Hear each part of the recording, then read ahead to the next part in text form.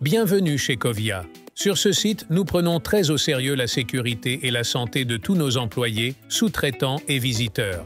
En fait, l'une de nos 5 règles qui sauvent des vies est la sécurité avant la production. Cela signifie que votre sécurité passe avant tout le reste. Nous avons préparé cette vidéo explicative pour vous aider à comprendre les dangers que vous pourriez rencontrer lorsque vous êtes sur notre propriété et comment mieux vous protéger contre ces dangers. Nous voulons que votre visite ici soit sécuritaire et productive.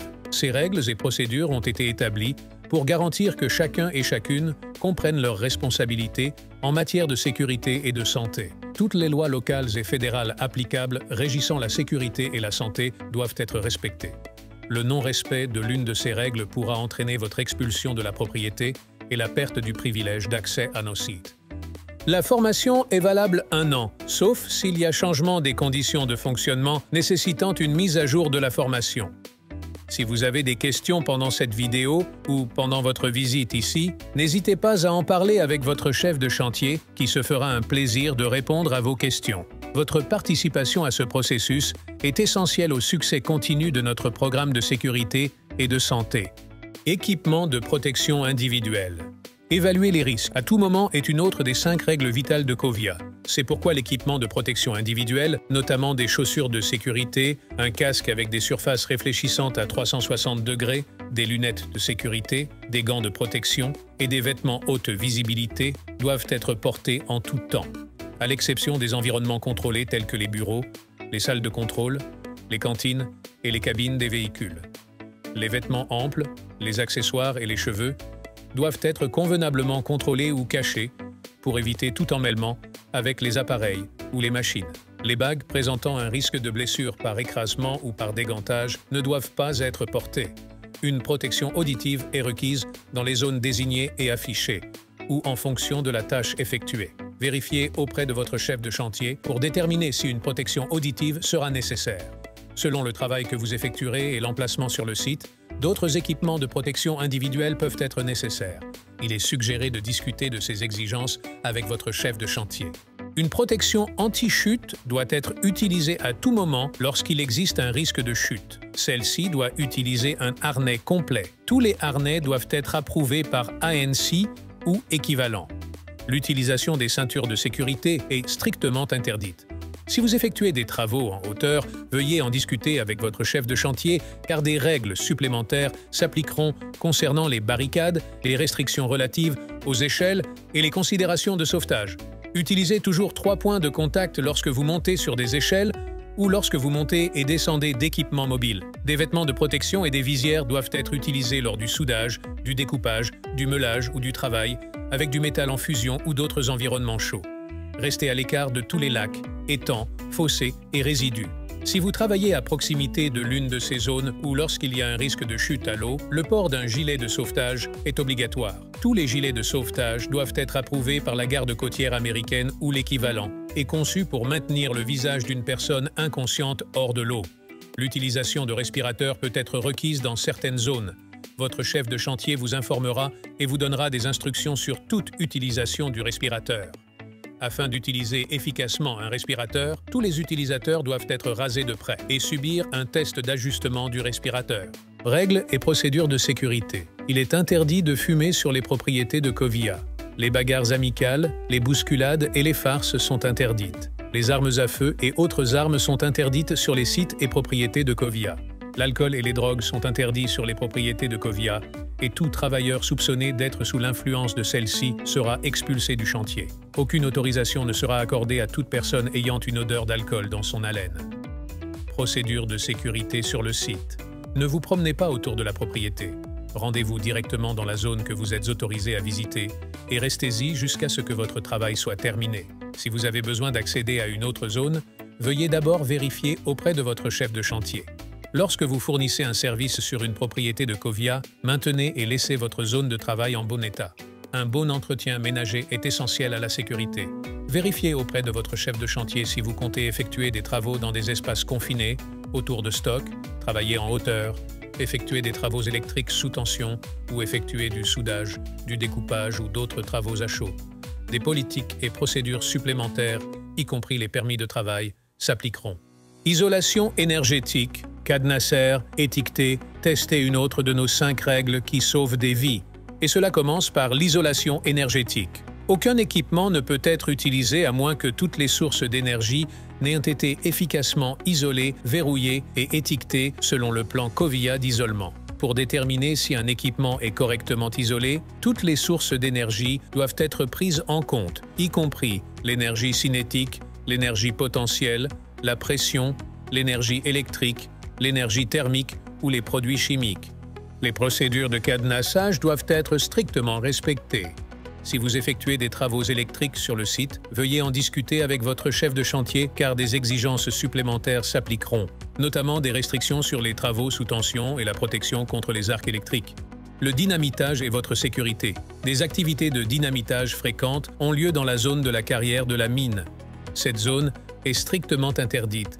Restez à l'écart à tout moment. Lors de toute opération de dynamitage, votre chef de chantier vous indiquera où procéder pour votre sécurité. Soyez toujours conscient du moment où le dynamitage aura lieu. Utilisez le système d'enregistrement départ dans les mines souterraines. Emportez toujours une lampe et un autosauveteur. Gestion du trafic. La gestion du trafic est essentielle à une autre de nos 5 règles qui sauvent des vies. Séparer piétons des équipements mobiles. Se déplacer et travailler dans nos installations exige que tout le personnel comprenne et respecte les règles pour assurer la sécurité de tous. Vous pouvez rencontrer des camions, des chargeuses frontales, des chariots élévateurs et d'autres équipements qui puissent se déplacer. Soyez vigilants et restez à l'écart des équipements mobiles. Les équipements mobiles ont la priorité et peuvent se déplacer de manière inattendue. Ne suivez jamais un véhicule de trop près. Assurez-vous que l'opérateur sait que vous êtes à proximité. Notez que la vue de l'opérateur peut être obstruée. Ne parlez jamais aux opérateurs d'équipement pour éviter de les distraire. Avec de plus gros équipements tels que des excavatrices et des grues, restez en dehors de la zone de pivotement de la machine et ne montez jamais sur les chenilles ou le plateau tournant d'une machine qui fonctionne. Ne jamais monter ou descendre de l'équipement mobile lorsqu'en mouvement. Si vous vous trouvez dans une zone où circulent des chariots élévateurs, surveillez les voyants d'avertissement et écoutez les alarmes de secours. Restez dans les limites désignées no-go zones à moins que vous ayez établi une communication positive avec tous les opérateurs de chariots élévateurs et que vous ayez reçu l'autorisation de continuer. Suivez toujours les instructions et les consignes de l'opérateur. Dans la mesure du possible, les gros équipements mobiles doivent également être séparés de la circulation des véhicules légers et des piétons. Cédez toujours le passage à un équipement plus gros. Avant d'entrer dans une zone minière opérationnelle, tout véhicule léger, y compris les automobiles, les camionnettes et les véhicules de service, doit être équipé d'un drapeau de sécurité, d'un feu clignotant et d'un moyen de communication bidirectionnel avec les opérateurs d'équipements mobiles. Vérifiez auprès de votre chef de chantier si vous ne disposez pas de l'équipement requis. Si vous utilisez un véhicule, peu importe le type, pendant votre séjour sur place, vous devez effectuer une inspection avant l'utilisation. Vous devez fournir à votre chef de chantier des papiers documentant la formation que vous détenez reliée à l'utilisation de l'équipement mobile. En conduisant sur un site appartenant à COVIA, respectez tous les panneaux de signalisation, y compris les panneaux de vitesse et les panneaux d'arrêt. Dans les zones où la limite de vitesse n'est pas affichée, circulez à une vitesse adaptée à la zone et au type de danger qui peuvent être rencontrés. Les ceintures de sécurité doivent être utilisées à tout moment et les phares doivent être utilisés du crépuscule à l'aube pendant la conduite sur toute propriété COVIA. Les enfants doivent rester dans les véhicules en tout temps lorsqu'ils se trouvent dans les zones d'exploitation d'un établissement. Garez-vous uniquement dans les zones de stationnement désignées ou indiquées par votre chef de chantier.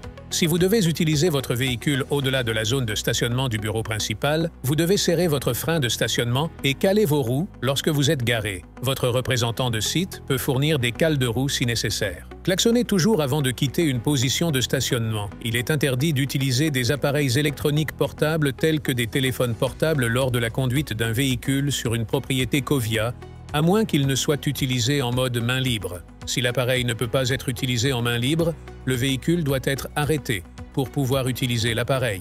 Les wagons et votre sécurité.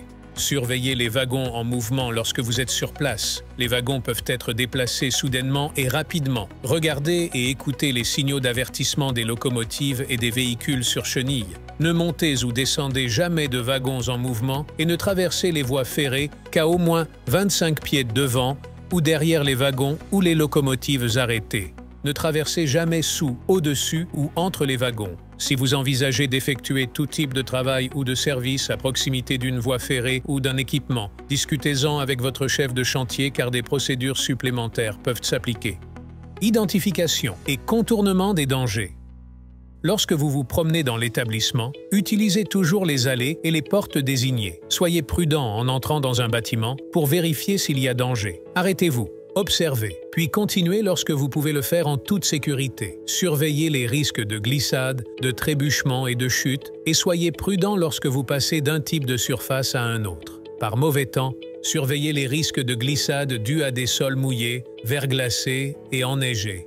Ne traversez aucune zone barricadée ou réglementée. Vous pouvez rencontrer des concasseurs, des convoyeurs, des ventilateurs, des cribles et d'autres machines en mouvement. Soyez vigilants et restez à l'écart des équipements en mouvement. Ne prenez jamais de raccourcis, notamment autour des convoyeurs ou autres systèmes de transfert de matériaux. De nombreux équipements ont des capacités de démarrage automatique, alors surveillez toujours les panneaux et écoutez les signaux d'avertissement pour vous avertir de ce type d'équipement. Restez à l'écart des équipements inutilisés à moins d'être sûr que les commandes sont verrouillées. Lorsque vous vous déplacez sur le chantier, gardez toujours à l'esprit que les opérations de maintenance sont effectuées de manière continue et que les activités de soudage sont constantes. Ne regardez jamais directement le soudage sans l'équipement de protection individuelle approprié. Surveillez les grues en marche et les zones de levage avec des charges suspendues et ne travaillez ni ne traversez jamais sous des charges. Si vous devez utiliser un palan lorsque sur le chantier, vous devez recevoir une formation spécifique aux tâches du palan et effectuer une inspection avant l'utilisation. Évitez les zones où il existe un risque de chute d'objets. Portez un casque de sécurité dans les zones désignées. Soyez attentifs aux risques d'obstruction en hauteur. N'essayez pas de vous approcher du bord d'un fossé ou des parois de la mine.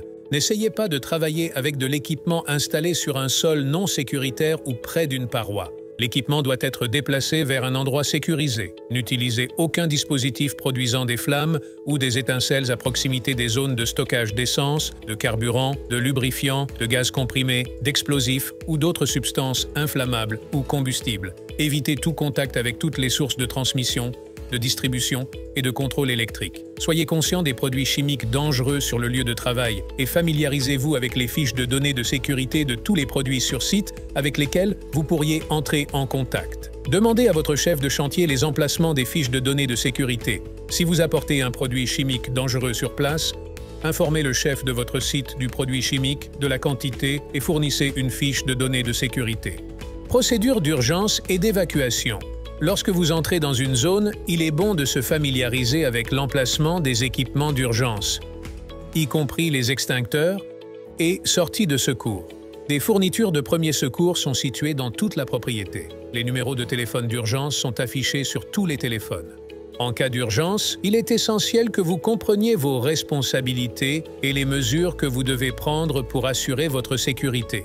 En cas d'urgence, rendez-vous à l'endroit approprié et suivez les instructions. Ne quittez pas la propriété sauf sur avis contraire de votre chef de chantier. Si vous subissez un incident pendant votre visite chez Covia, vous devez le signaler à votre chef de chantier dans les plus brefs délais et impérativement avant de quitter la propriété. Cela inclut les incidents mineurs de premiers soins, les dommages matériels ou les quasi-accidents. Même si nous sommes fiers d'établir et de maintenir nos sites dans des conditions sécuritaires, il s'agit d'un effort d'équipe impliquant tous les employés de Covia et nos sous-traitants ou visiteurs.